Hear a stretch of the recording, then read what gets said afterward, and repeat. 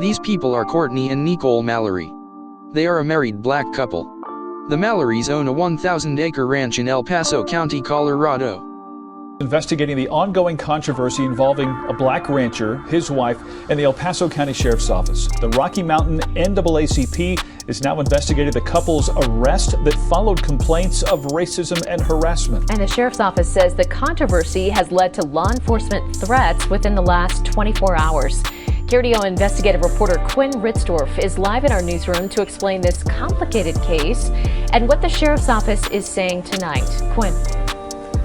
Tonight, Courtney Mallory is working to get out of jail after a judge granted him bond this afternoon. And the Sheriff's Office says it's receiving death threats following the rancher's arrest yesterday. But 13 Investigates has learned the controversy surrounding this case started more than a year ago. In mid-January, this article was published by Arc Republic, a media company based out of New Jersey. In it, Courtney and Nicole Mallory claimed their neighbors in rural El Paso County were harassing them based on their race. They go on to claim that not only did the Sheriff's Office ignore their calls for help, but also that an El Paso County sergeant was involved in the harassment. What's up, folks? Yeah, it's me. Welcome to another episode of Week's House. Hey, look, this opening, the little video clip, this is Courtney and Nicole Mallory. You know, I guess you figured out by now that, yeah, they black couple way out west in El Paso County, Colorado, amongst a bunch of other people that don't look like them, with very few people that look like them to even ask for help if they need it. In other words, these people trying to live the American dream and do what is probably one of the most iconic jobs in America: ranching, farming, feeding the country, feeding the neighborhood, and yet and still they can't live in peace. Now, the reporter, he said that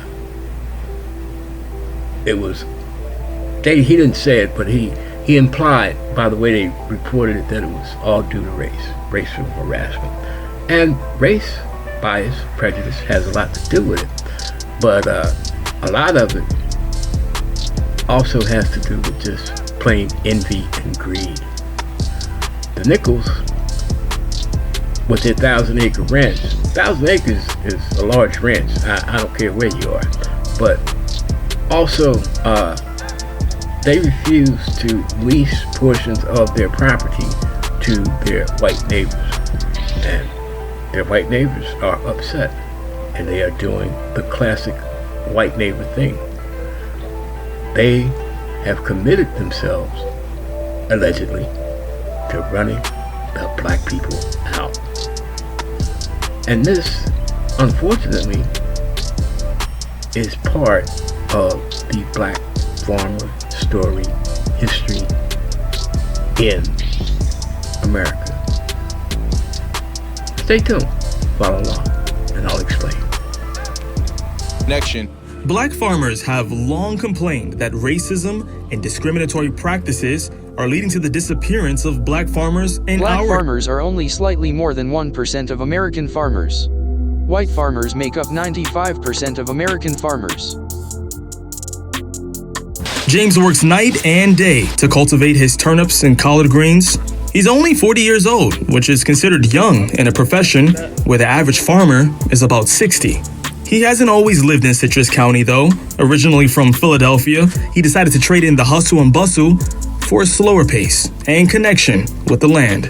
I feel better farming, and I feel more like I'm accomplishing something working on this farm than I did knocking doors, even though knocking doors and being a door-to-door salesman paid for this farm. And though farming is a new trade for him, he comes from a long line of farmers. My grandfather was a sharecropper on my mom's side. My grandfather on my father's side was a farmer also. My dad grew up farming. James and many other young black farmers know that farming is not for the faint of heart. Being a black farmer has always been difficult. And I always knew there was a problem, but I really didn't get it until I was the one that they were doing it to. It means so much because I remember my dad taking me riding in a truck. You had tractors moving, dirt was being thrown over. It was the best feeling. You definitely want your kids to take over the farm for you to keep that legacy going. The number of black farmers in America has been steadily declining since the 1920s. Once accounting for 14% of all farmers, today they make up less than 2%. It got me wondering, what's happening to all the black farmers?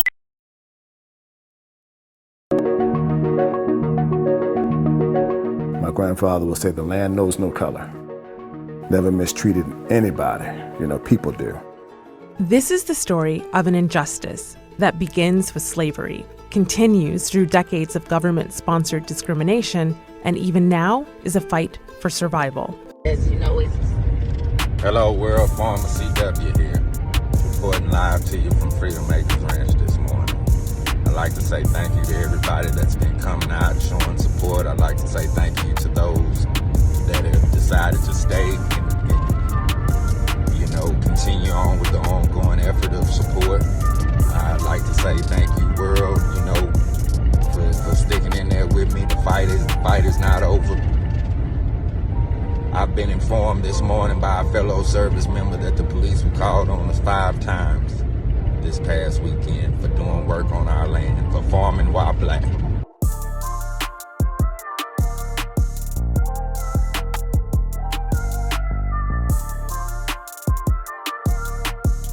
Peace out and God bless.